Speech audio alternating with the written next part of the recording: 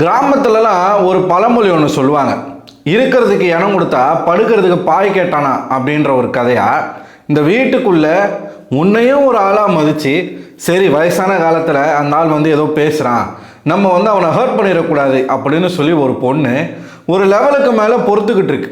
நீ பண்ணக்கூடிய இந்த கேவலமான வேலைகளை ஒரு லெவலுக்கு மேலே பொறுத்துக்கிட்டு இருக்கு. யாருக்கிட்டையும் அந்த மாதிரி அந்த பொண்ணு பேச விட்டது கிடையாது. ஆனால் இந்த ஆள் பேசும்போது நானுமே பார்க்கும்போதெல்லாம் எனக்கே கோவம் வரும். எதுக்காக திவ்யா வந்து இந்த ஸ்பேஸை வந்து வாட்டர் மெலனுக்கு கொடுக்குறாங்க?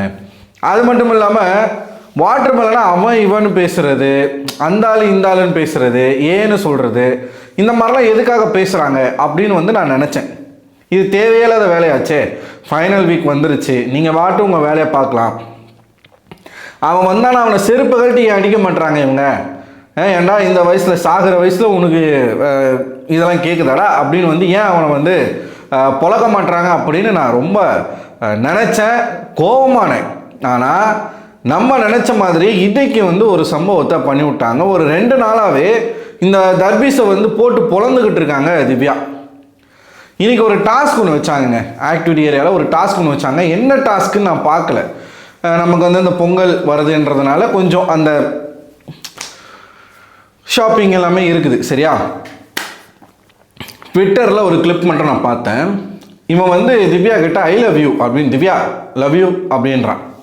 அப்போ திவ்யா என்ன சொல்கிறாங்கன்னா, வாட்ரே நான் வந்து ஒரு லெவலுக்கு மேலே பொறுக்க மாட்டேன், நீ பவுண்டரியை கிராஸ் பண்ணி போய்கிட்டு இருக்க, உனக்கு நல்லதில்லை அப்படின்னு சொல்லிட்டு திவ்யா சொல்லியிருப்பாங்க.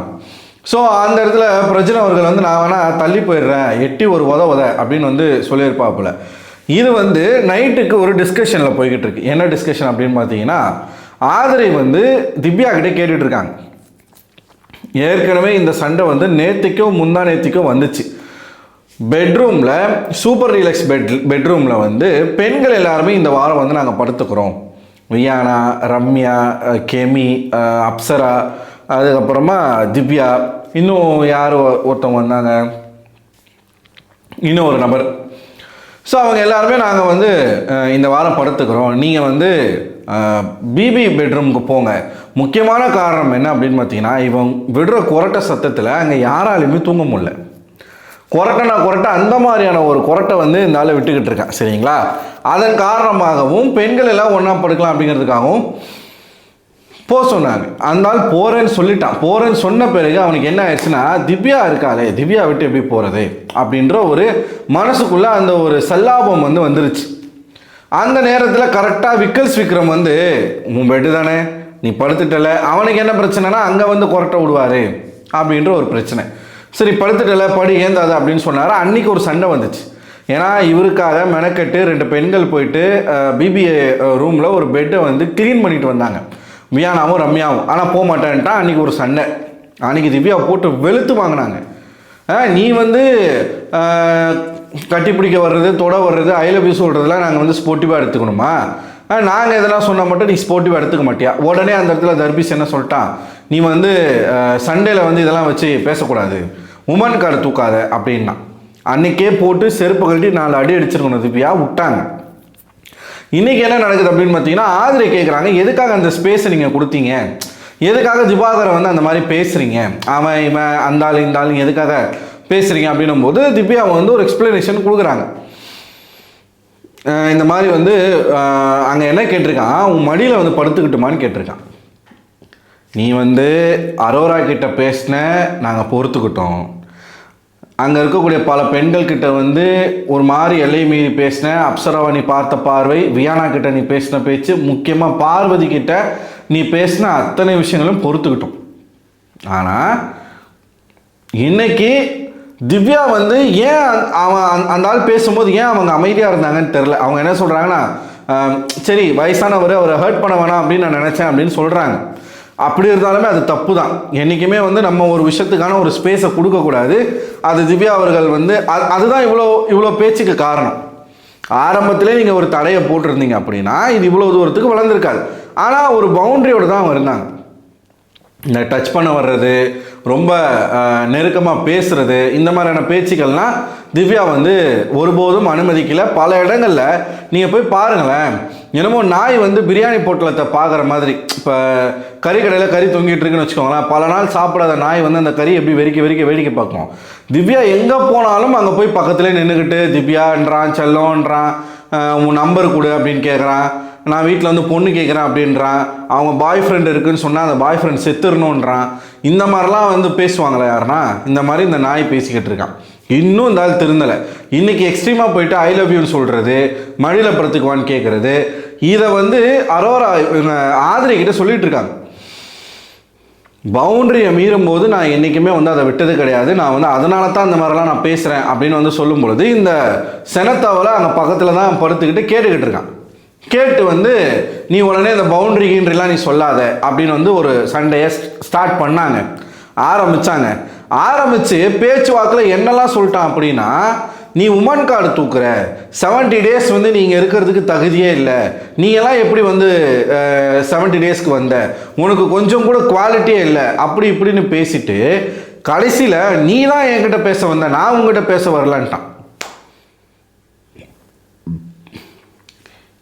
இவர் வந்து ஒரு ஆணழகன், இவர் வந்து ஒரு மன்மத குஞ்சு, இவரை தேடி பொண்ணுங்க வந்து பேசுகிறாங்களாம்.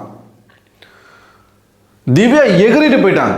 என்னடா என்ன அப்படின்ற ரேஞ்சுக்கு போயிட்டாங்க, அடிக்கிறதுக்கு போயிட்டாங்க. லிட்டரலாக சொல்லிட்டாங்க, இதுக்கு மேலே அந்த ஆள் வந்து பேசினான் அப்படின்னா நான் அடிச்சிருவேன் அவனை. எல்லாரும் வராங்க, எல்லாருக்கிட்டே சண்டை போடுறான். இவனுடைய கேரக்டர் என்ன நமக்கு நல்லாவே தெரியும். இவனை நீங்கள் ஏதாச்சும் ஒரு குறை சொன்னீங்க அப்படின்னா இவன் பண்ணக்கூடிய, அதாவது இவர் விளையாட்டுக்கு பண்ணுவாராமா, அதை வந்து யாரும் எடுத்து பேசக்கூடாதாமா. இவர் பெண்கள்கிட்ட அத்துமீறி பேசுவது அனைத்தும் விளையாட்டு, எல்லாம் ஜோக்கு, காமெடி.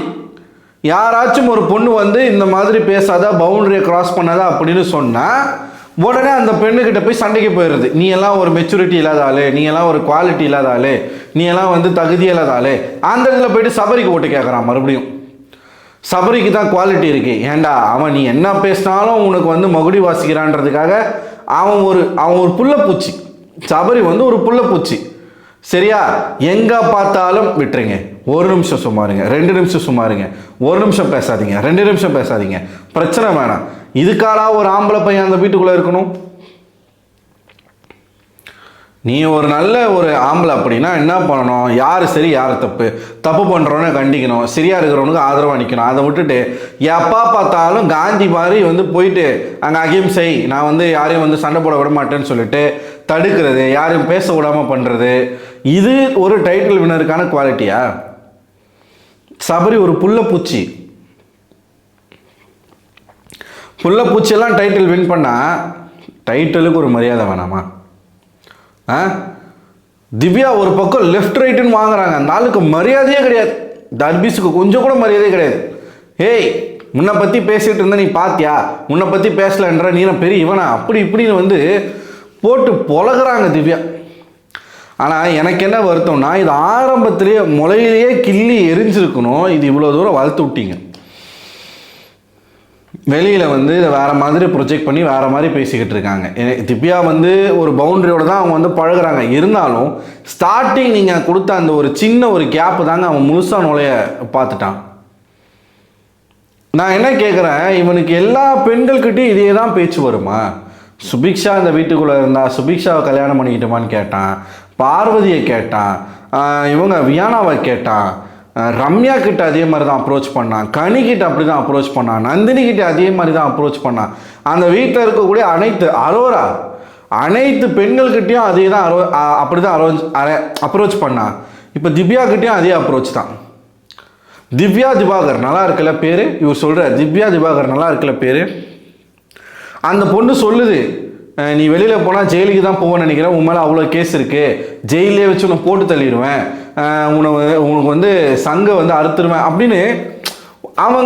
அவங்க எந்த அளவுக்கு ஹாஷாக பேசணுமோ அந்த அளவுக்கும் பேசுகிறாங்க, எந்த அளவுக்கு அமைதியாக இருக்கணுமோ அந்த அளவுக்கு அமைதியாக இருக்காங்க.